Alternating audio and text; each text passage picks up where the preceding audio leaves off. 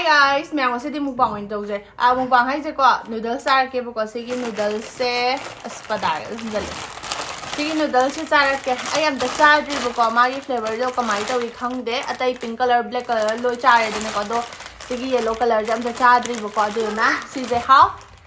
too much sugar याद है हाँ होय too much sugar याद है हाय रे हाय बस हाय ओल हाय से अदो सिजा हौरगा चारके बको ngasiदी hawi haute do hairake ado thongre thongoi matem de uloke ai firon je pulap utkiroi ge bako haidi ai sigi dress gi hold do da watli bako aduna hold do do ina fajan yengo ba skirt ka shoot ne bako ado whole video la kana ni yengo ado thongre je du sidana yerum futle ado yerum je mangha de futle kana na sa do no khangde aina ahum di direct sure charni bako aduna big basket gi lettuce माइना order तौरे you're ऐसी तंगनी दा लुपा यांखै गिनि ma'am से yum दरि take थलै पामन हे चाबी निङाय लेते जने noodles से बोरong बोरong सौरे याम फजन मुंद्रदि haute बको अदुदना से मुनबा गाय बोइना दम वीडियो मते हापके ngasi di khara ke bane bako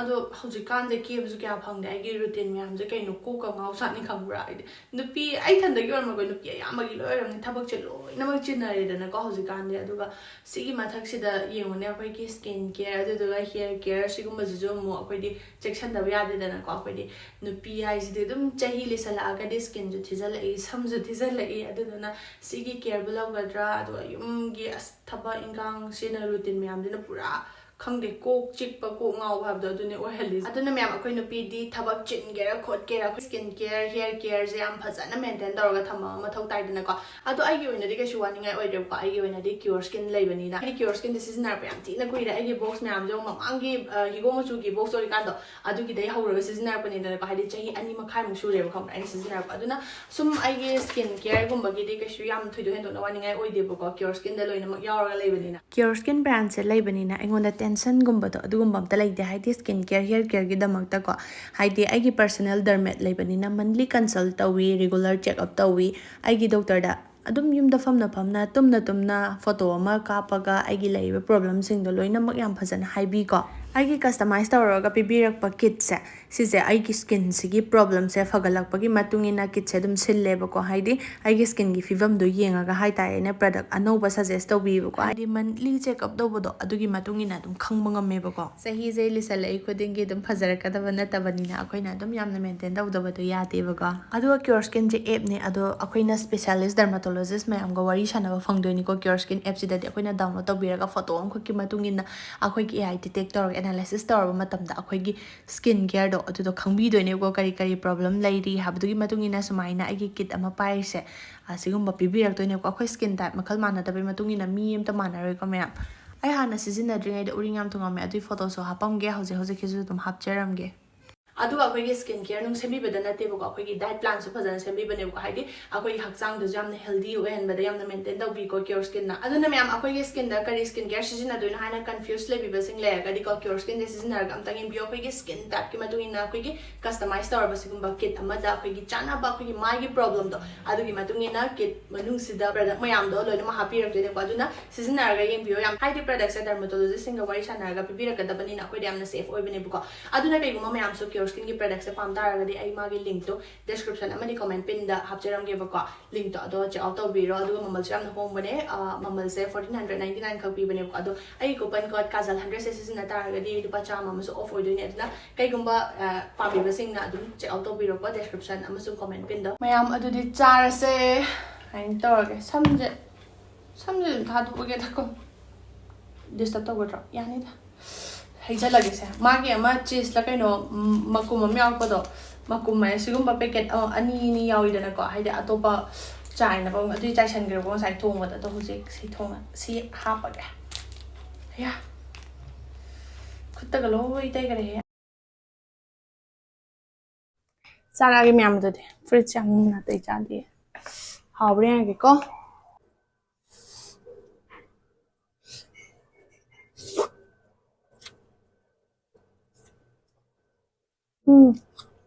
một xài thì dọa ai không này bò không già tập một thành này cái bay này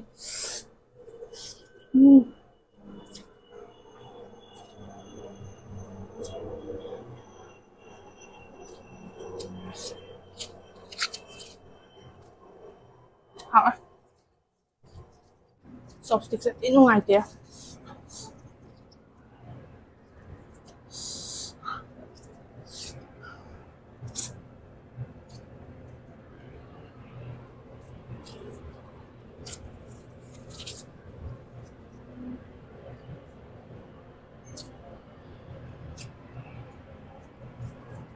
เรียนอยู่กันยังไง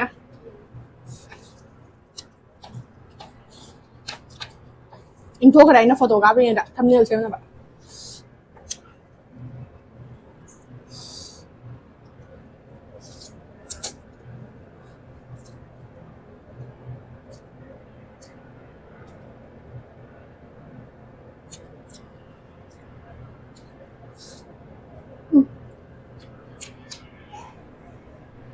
3분 달라고 하면 어떡해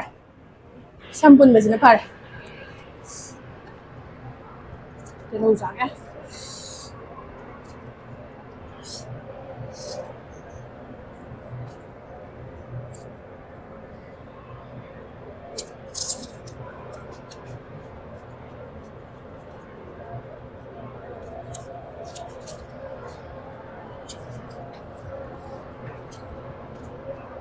wow 그냥 야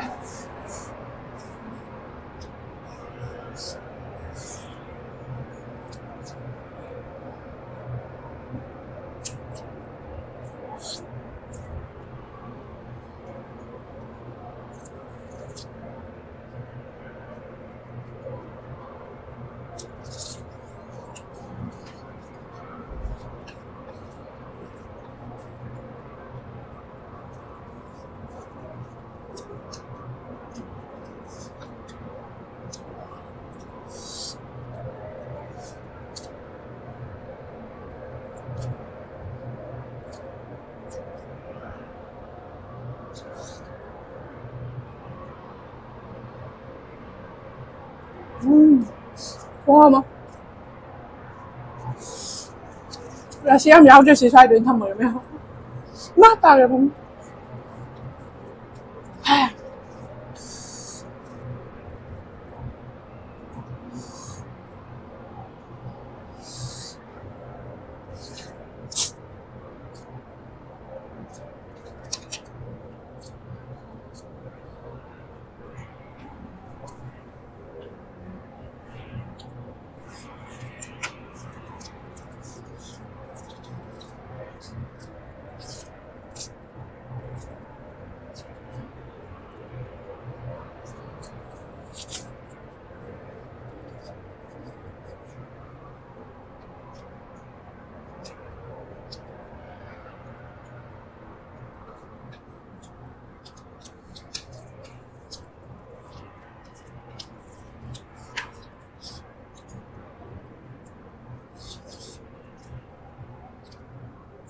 푸딩이야. chopstick이랑 푸딩에 이렇게 많이 넣냐? chopstick 사이드에 하고 돼.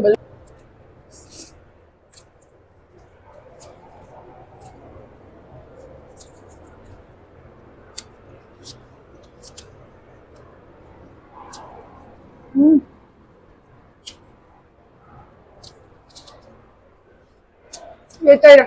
꼭게. 때리면 한 개 야지. 꼭 더 많이 나.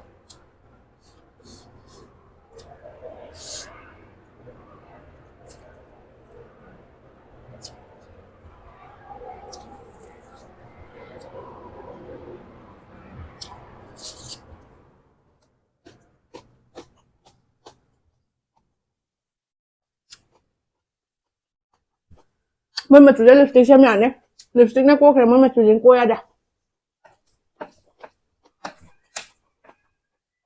하왜?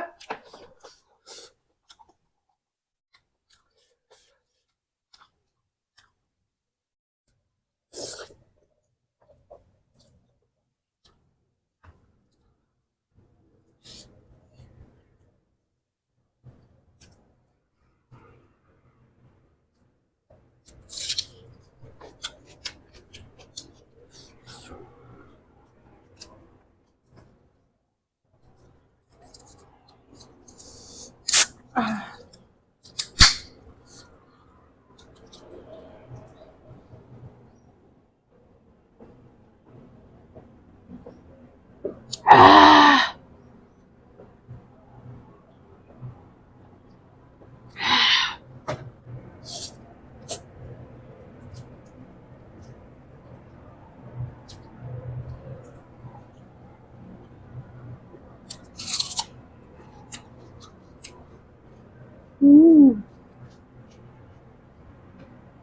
chán nào mà tụi ơi để lâu cái chọn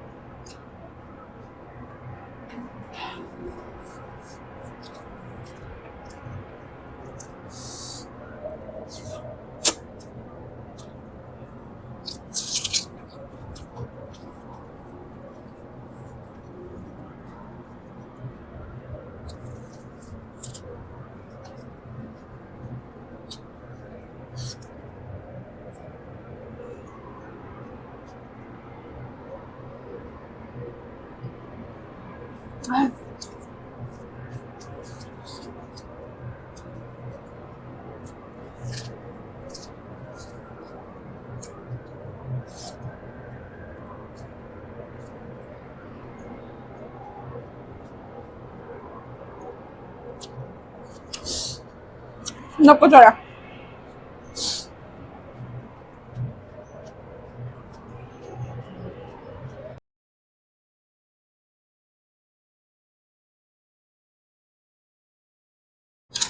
à nắp chén đã để đậm hầu đau mẹ không không lipstick chấm nhàn như môi gì cô ya để phẳng thật chắc là cái mà hoàng tiền điều này đâu